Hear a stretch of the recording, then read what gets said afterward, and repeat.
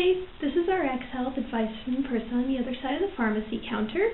I meant to get this up before Halloween, but I haven't had time, so this is going to be like my Halloween episode. For anybody that watches video games out there, you should know who I'm dressed as. This was my Halloween costume, but I'm wearing it specifically for this one because of the subject which I'm going to be talking about. Basically, this is kind of a twofold message. The first is going to be about the medications, but there's a bigger message to it in the end. So the medication specifically that I'm going to be talking about is antidepressants. Basically, I wanted to bring a statistic that I recently read about to light. So it was found that 11% of all United States citizens are on some kind of antidepressant. It was found that at least 8% are on it for reasons other than depression, though. Antidepressants can be used for much more than just depression. That's what they're marketed for, because that's what they were studied as originally, and that was their original labeled use. But they have been found, especially in very recent years, to be useful for many other things. A big one is chronic pain.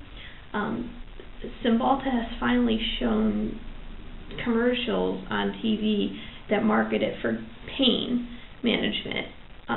But as a general rule, a lot of antidepressants can be used for chronic pain management. They can also be used for migraine prevention, some of the older ones. They can be used sometimes for fibromyalgia, which kind of goes along with the chronic pain. Every now and then you see them used for things like irritable bowel syndrome, which it isn't extremely effective for that, but if you've tried everything else and it's failed, a lot of times that will be like a last resort for physicians. And for people who just have generalized anxiety disorder, it can be used for that as well, which many times depression and anxiety do go hand in hand with each other, but not always. A person can just have anxiety and not depression, in which case, they can take what's called SSRI, selective serotonin reuptake inhibitor, to help long-term with that, so they don't just have to be relying on as-needed medications that are going to make them blurry-eyed and sleepy all the time, like Xanax and Ativan. But yeah, so just so you're aware, antidepressants can be used for other things other than depression. And on the same token, things that aren't antidepressants can be used for depressive disorders.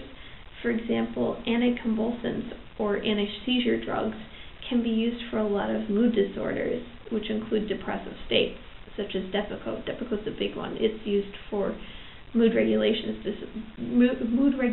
disorders like bipolar and things along that line. But again, that can also be used for things like migraine prevention. A lot of these medications that have psychiatric uses also have uses for pain and migraines, because in essence they are affecting the way your brain works. And as we know, both pain and migraines, although migraine is a form of pain, formulate in the brain. So by taking medication that affects the way your brain is working, it helps affect the way that you feel pain. So that's why a lot of psychiatric medications also help with pain conditions. But that's kind of beside the point. The big picture behind this is I'm not here to mainly talk about antidepressants. I just wanted to add some kind of medication into this. What I really wanted to put out there is that you don't want to judge people based on medications they're taking. You don't want to label them, because for all you know, your friend that's taking Zoloft or Paxil or Depakote or Cymbalta, for all you know, they may not be using it for depression or mood problems. They can be using it for all different kinds of reasons that you may not be aware of. And most people say, oh, I'm not judgmental, but you'd be surprised how fast you judge a person based on what kind of medication they're taking. If you hear that this person that you don't like is taking antidepressants or psychiatric meds, what are you going to think? You're going to think, oh man, what did they have wrong with them? It's not good to think like that, and I really personally do not like when people think like that, because I just think it's rude and obnoxious. And if a person does have some kind of mental disorder, why on earth would you be thinking about them like that anyway? If a person truly does have some kind of mental illness, it's not something they want, it's not something they enjoy, it's something that they wish they could be rid of, and a lot of the times it's very difficult to, or in some cases for some people impossible, to get rid of. So don't be so fast to judge people based on what medications they're taking. If they're allowing you to know what they're taking, they're trusting that you're not going to use it against them. And I know that most people aren't like this, but just don't be so fast to judge.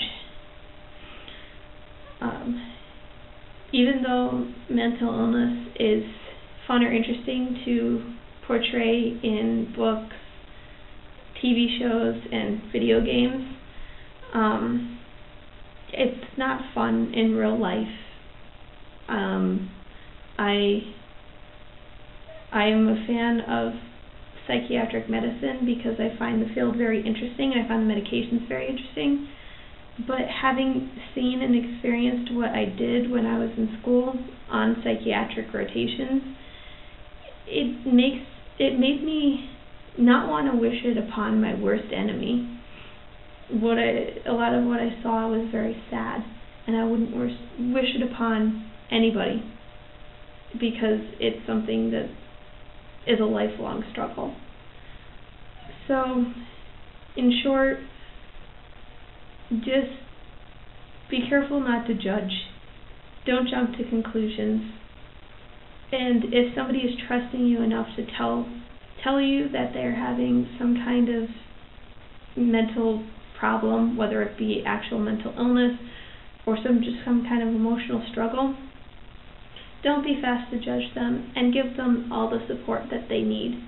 That's really why a person tells somebody that they feel like they're having emotional or mental problems, is that they're looking for support, not advice, not for somebody to tell them, do this, do that. They're looking just for you to be their moral support, because they probably feel like they're alone in this, when truthfully there are many people that have a lot of emotional and mental problems, and they're anything but alone. But that's one thing that pretty much anybody that suffers from some kind of emotional problem feels like. They feel like they're alone in it. So if somebody tells you that they're having some kind of problem, support them, because that's probably the biggest concern, is that they feel like they're alone and that there's nobody that they can tell. So that's pretty much all I wanted to say.